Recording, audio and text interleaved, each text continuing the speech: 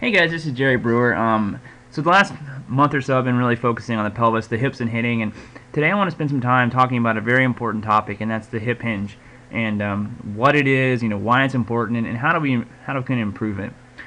So let's start from the basics. And so what is the hip hinge? And so I want to show this video of Tony Gentlecore of Cressy Performance.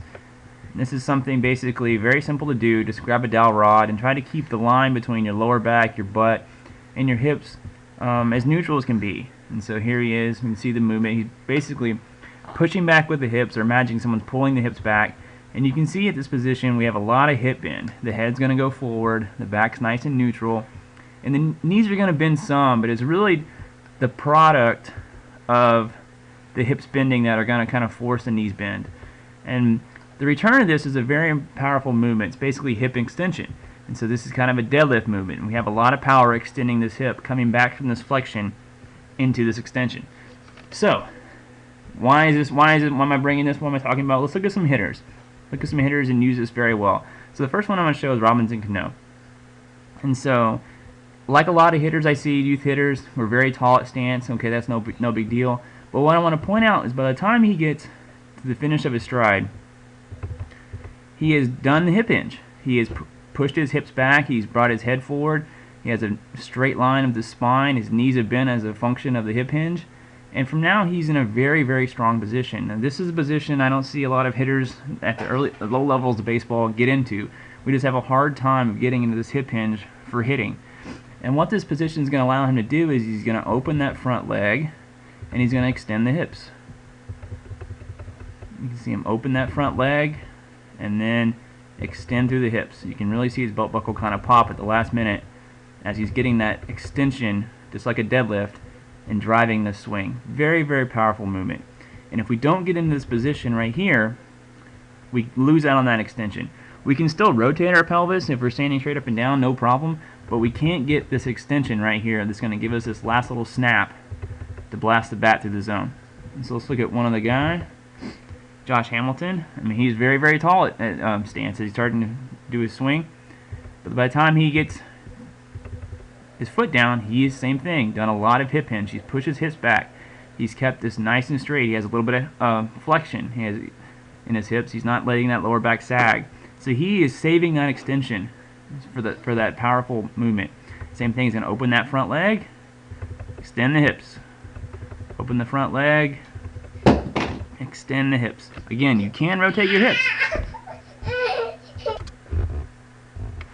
Right, so we can rotate the hips without the hip hinge, but we cannot extend them. So we're just going to add power, and we're going to bring ourselves in a better position.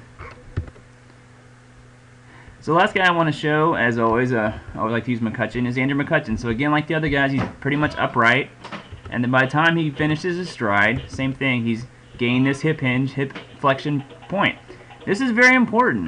I mean, if nothing else, we've lowered ourselves so the bat doesn't have to travel as far to hit the ball, if nothing else. And we're going to see the same movement as the guys before. Really, really strong hip extension in that front leg.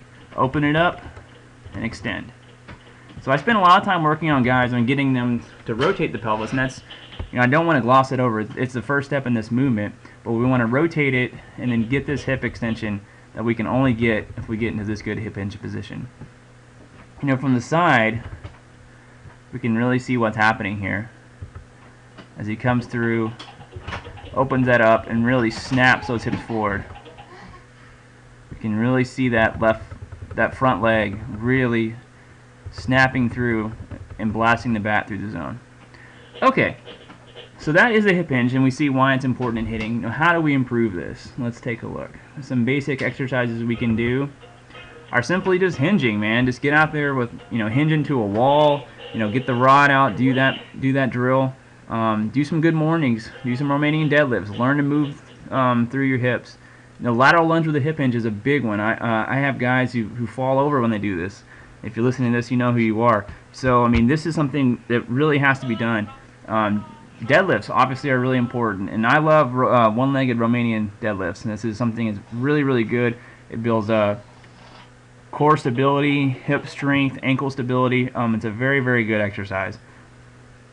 Okay, some cues when you're doing these exercises, or even when you're hitting. The cues for doing this, we want to keep this neutral spine. It's very, very important. We don't want a saggy lower back. Think about bringing your belt buckle to your chin. Very, very important. It's going to kind of decrease that extension in the lower back. Own your rib cage. When we get really extended, kind of let our belt buckle sag. That's when our rib cage starts to point out. We want to bring that in and kind of own that position. Another thing we can think about is using our spine like a roof. If it was raining outside, we wouldn't want to collect any water on our lower back. And so you can thank my daughter for the beautiful music in the background. So those are some cues for the hip hinge, both in our swings and our exercises. Okay, guys, I think I'm going to wrap that up by saying that videos are courtesy of MLB Advanced Media used under the Fair Use Act. And if you have any questions on the hip hinge, let me know. Practice this stuff. Very, very important to get in this position to be able to rotate well and extend well and use our lower body. Alright, guys, practice, practice, practice.